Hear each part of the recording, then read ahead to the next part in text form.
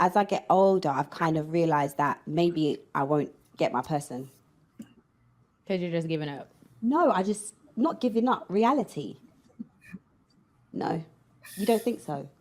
How many older women do you know, like maybe your mum's age, aunties, that are great women, dope women, have their shit together, single and alone? A lot. Right, that's what I'm saying. But They never thought they were gonna get there, and no, that's yeah, I think some of them just gave up. but not because they wanted to give up, because it was hard. We have to be intentional. Like like I feel like I'm so intentional about my job, intentional about my podcast. I'm intentional about my businesses. I'm flying to London. I'm doing stand up. When's the last time I've been on a date? True. Someone did say you have to do it as if you're applying for a job. Yeah. Like constantly. The way you look for a job is how you should like do your dating. Like you're a strong businesswoman. You got your show. I should be doing that. I should be. We have to do that with dating. Well, how do you do that though? How do you be intentional? I just seen in someone's DMs just now, and he put up an Insta story, and he looked so good. I said, Ooh. "When are you gonna let me have you?" No, you didn't. I did, but do you think that's really bad to say? I love that. I DM guys too, though. I feel like you look so good. Is that intentional? And then I scroll down and see their wives. I'm like, oh, unsend. God, I know. Why is she not at the top? Pin her. Pin that picture. He's trying to hide her. For sure. What? Damn. Do y'all? This is crazy. It's a woman with a whole mindset. What do you expect? I mean, she got a whole ass mindset. Did y'all, ladies, do y'all understand what just transpired there? She went out her way to DM a man. She scrolled down, found out he has a wife, and then somehow made it his fault that she DM'd a married man. But this is a person that's supposed to be walking, that needs a God-fearing and walking by faith. Man, get the fuck out of here. I was going to try to throw some bail. I was going to try to throw some bail, but when I thought about it, I mean, but we're sitting here and we're talking about people that are in a whole nother world. In reality, they're in the entertainment field. That world is separate from the world that we live in to an extent. You know what I mean? Like the way that they have to go about, their interests in dealing with people, it's almost like a high school. The way they deal with it's like a high school.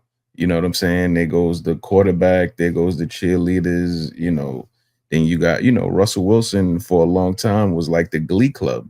You know what I mean? Like if you don't want to hear it, Sierra has added to him. If you think about it, she has added to him. Call her what you want, call him what you want. She's improved him. She's improved as far as culturally on our side. We crack our jokes and make fun of him for whatever we think he is, or defend him for saying, oh, you wouldn't have dated him in high school, or you wouldn't have gave him a second look in middle school, whatever. She's added to him. You know what I mean? He got a little culture about him now. And we may look at that, we may look at her like you don't deserve him, but he probably deserve, like to Cookie's point, he may deserve her. That may be what he needed. Yeah, when I was talking, I wasn't necessarily speaking for their relationship. I was just talking about the reaction for why men gave the reaction that they gave. It wasn't necessarily, you know what I mean? That's all I was speaking to. As far as stuff, they obviously still in it. So I can't, you know what I mean? There's something going. Who are we to look at them and say there's something wrong? That wasn't what I was alluding to. All I'm simply saying is that this is why they got the reaction. People weren't upset with Russell because Russell ain't shit. They were saying, damn, Russ, you're a good dude, you this, you that. Why her? Why become a stepdad when you don't have to? That's what it was. Why be the stepdad and a husband to a woman that decided to be a ninth baby mama when you have all this at your feet? And you suppose, in my optics, he's a God-fearing, church-going man who's very good at football, is a millionaire. And so that's what men were saying. They're like, this is what women said that they want. Like he's the prototype of a good man, and he chose this. That's what people were saying. I was just speaking to that. Because what they doing within their personal relationship obviously is working for them. until Because we got a question even with that though. Are the men that's saying that, are they in healthy relationships? Do they have a person that they're with? Like, I get it, and I'm gonna just play devil's advocate. But if Future changed over his life and became that man that men are to be proud of, to say, oh, okay, I know that guy. Would I say, would I invite my sister and be like, oh man, I know Future, you should? No, I wouldn't say that. But I think that he would deserve a woman that can help him become a better man. The same way would be Simone. I think that if she puts in the work and she's showing it, then yes, she deserves whatever it is that she deems as a God-fearing man. You have to invest that in order to receive it. So I can't just write people off in that sense, because we don't know. You know what I'm saying? We don't know the conviction that they're experiencing. So I'm kind of on the fence with that. But I get the point. I get the point. Yeah, it's not necessarily, like I say, even when it comes to B Simone, when you come, like, it's easy to make demands. That's what she did essentially. She made demands. But what I'm simply saying is that when it comes to people like that, you have to look at you have to look at their work. You don't base them off of the demands that they make. You base it off of what their work says. Because that's the only safe bet. Like, if Future came out right now and said, yeah, I'm gonna turn my life over to God. Matter of fact, we just watched P. Diddy do it. He came out as what did he say? He was Mr. What did he call himself? What the fuck was his new name? He called himself something else. Love. Brother Love and all of that, and said that he walked in a certain light, but nothing about how he moved said that.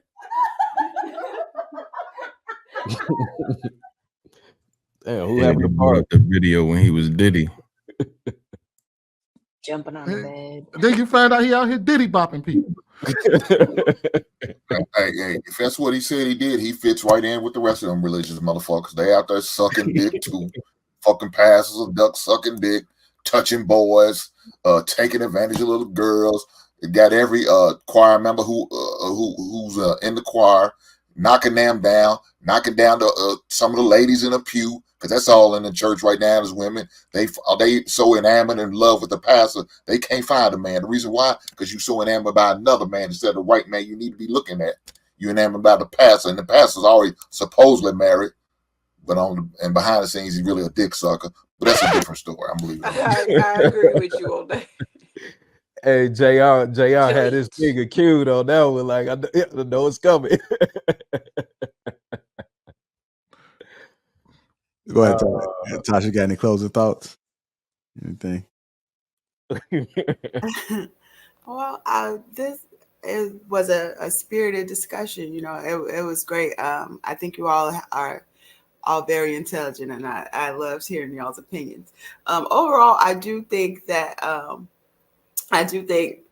we are misguided, or over the topic of God fearing is probably the improper term. I think that women have to search harder for what you're looking for in a man, and don't just say God fearing, because that is that puts on expectations of you or him or just whatever that you are probably, that's not what you're referring to. So I think we need to work harder to actually describe the man that you're looking for, and vice versa. All right. Closing thoughts, Ali? I think for me, this discussion was about another layer of what I said earlier, the deinstitutionalization of marriages and relationships, and the sanctity is gone. And I know I've said that several times, but I guess my background in that is I remember I took a sociology class, and this professor was really profound, and he explained that cohabitation is one of those layers that has aided to that, because by the time you get to the altar, you've lived with like 3 or 4 people and the breakup feels the same. That's just one layer. So I think that this conversation today is really what that's about. And that people who want to hone in on having that holy matrimony, that holiness in their relationship, they need to put the work in and not acknowledge it first and foremost where you at, whether you're with it or you're not. And I think that's really important to identify those things and those factors, because they do say the first layer of emotional intelligence is acknowledging how you feel and then deciding what you want to do with it. So I think that also plays into this conversation today. So, All right, go ahead, Jay. I mean, I think, these relationships and finding a relationship is all nuanced. And then when you sprinkle religion in there, it makes it even more nuanced depending on what your foundation is, because not everybody's foundation is based in religion. So you have to figure out what does the best version of yourself look like, and how to keep that, how to maintain that balance so that you are the best version of yourself, so that you can attract the person that best suits that. And I mean, I think right now what we're seeing is a bunch of people that are, pretty much playing double dutch with who they are versus who they need to be to, operate at an optimal, performance. All right, I like that. Go ahead, Sweeney. I was telling my son 1 second. Okay. Well, I'll circle back to you. Go ahead, Country. Closing thoughts. I like what Jay said, and I want to add by saying just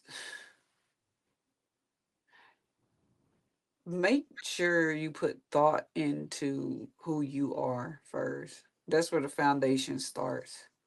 Once you do that, applying labels to what you're looking for, who it is, because the definitions are different for different people. Just find the person that you want to spend the rest of your life with. It can't be without that. Matches your chi, matches your vibe, matches your spirituality, whatever word it is that you use that discernment and make sure while doing so you're not out here experimenting and thoughting and making the world a more horrible place. That goes for men and women. And make sure you're able to evolve with that individual as well, whether that's religiously evolving, consciously evolving. Just make sure there's movement and there's growth, and you should be straight. All right, go ahead, Brother Hink. Yeah, look, I just want to say this. If you know you're a heathen, don't try to get with somebody you know that's not in your wheelhouse. Get with a fellow heathen, and y'all be heathenists together, man. And if you're a woman of righteousness, find you a righteous man. When y'all try to cross paths and that other thing, talking about you want a God-fearing man or a God-fearing woman, knowing that's not the lifestyle you can maintain or live, it's not going to work out for the best of you. I promise you not. It's going to end up bad. One of y'all just going to be getting drove crazy, and it's just going to end bad. So find who you equally yoke with. Heathens, run with the heathens.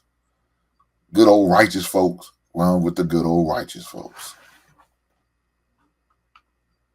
Go ahead, Viz. Yeah, man, everybody hit it on the head. I firmly believe that you attract what you are. So if you are investing into yourself to become a woman or a man that attracts someone that is God-fearing, then that will come.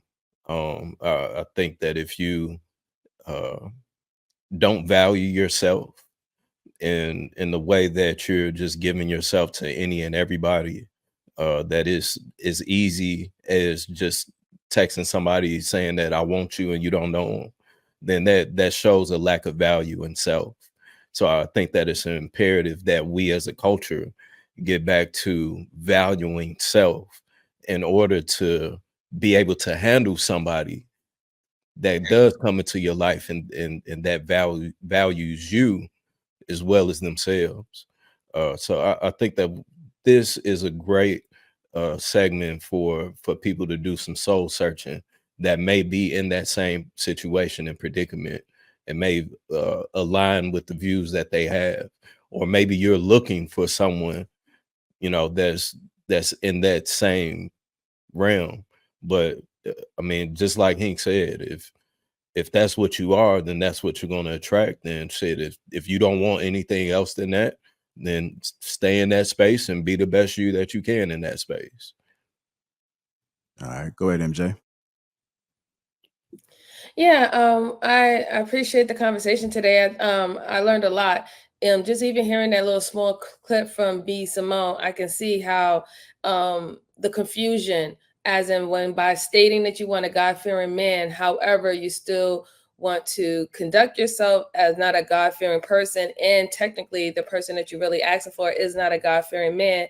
And I can see why that type of confusion and not trying to understand what type of person that you actually want and put it into words can confuse people, can make people feel like you're trying to manipulate them, can make people feel like you're trying to ask for something that you don't deserve or that you're not willing to do the work for. So I'm in agreement with most people here. Is a lot of soul searching, a lot of shadow work, a lot of understanding with things about yourself, self-reflection, a lot of metacognition, something that I do regular on a basis for my job, metacognition. I think that we need to start to understand what we truly want and act on what we truly want. And we have to understand that it's always going to be a sacrifice.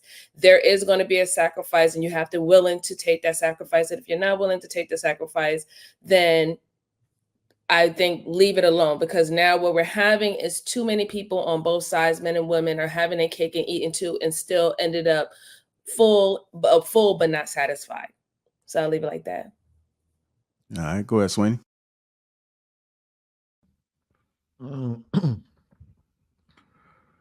I would say that your results is your barometer. Oftentimes, we put a lot of credence into people's list of demands rather than what their results are. So it's very easy to create a list of what you want. The question is, what are you getting? And how do you get what you want? So using B. Simone as the example, there's a reason why you've been single the entire time. And you can't keep looking out in the world and saying the world is the problem. The world is very unforgiving. The world is going to give you exactly what you put out there. Whatever energy you put out there, the world is going to show you exactly what you're supposed to get in return. So it's very easy to come up with a list of demands and say what you want and say what you hope for. But the only way you would truly know whether that's even a possibility or not is based on your results and the work that you put in. And sometimes the reality is that, like I said, the world is unforgiving. The things that you've done in your past, the behavior, the things that you put out there in the world prior to the decision of making that change doesn't necessarily mean that you're going to get the things that a person who walked their entire lives is going to get. You may still not get, you may not get the same results they get. You get the results of a changed person. So that means you don't get the whole Hershey bar, you get a Hershey kiss. And you have to understand that because I walk this walk and because I live the life that I live, and this is what the world is giving me, either accept what the world is giving you or figure out a way to get better. And if better ain't there, then it is what it is. That's what you deserve. That was a bunch of words, Salad. I ain't gonna lie to you. Sweeney's self-aware, man. I think people gotta understand that we all just trying to figure it out. You know, we all trying to figure out what works best for us in our lives. A lot of people have been conditioned to become who they are based off their upbringing and their experiences. So the more traumatic experience you have, the more traumatic you may be. And I like that analogy that Jay used as far as somebody when they get that surgery done, they're trying to shrink their stomach. So a lot of people have been intaking a lot of negative things in their stomach, and the whole mindset is just like this. In order to try to like decompress from that, it's going to take a lot of self-improvement, a lot of self-work, a lot of self-care in order to get it back down to a place where you can at least function in a somewhat functional relationship. So I think that we definitely have to do a lot of work, and it's not going to change overnight. You got to get uncomfortable to change first, and then you got to understand that it's not going to happen overnight. So a lot of people have a lot of expectations of people that are trying to get it together, and they just wonder why it don't click like that. And for those spiritual folks that's out there, because they are out there, they always pay attention to the signs, but the signs they pay attention always seem to benefit them. They'll never pay attention to the signs that suggest that they need to do something differently or that it may be them. It's always somebody else. And so even when they're using scriptures, they're using scriptures to judge other folks instead of judging themselves. Or whenever you try to bring it back to them, well, how come you done this, especially when it comes to sex? I mean, that's like probably like the top number one thing that you will probably look at somebody that's Bible thumping and say, hey, but you just did this. So like what makes you any better than anybody else? So unless you're living 100% righteous or at least close to it, or maybe it hasn't been exposed, then maybe you can speak like that. But a lot of people, who they are is out there. And you also got to think about it too. A lot of people are so quick to point the finger and blame others, but when you look at their history is effed up too.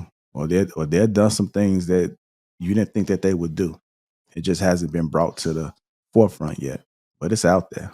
A lot of people got demons. They just mask it well.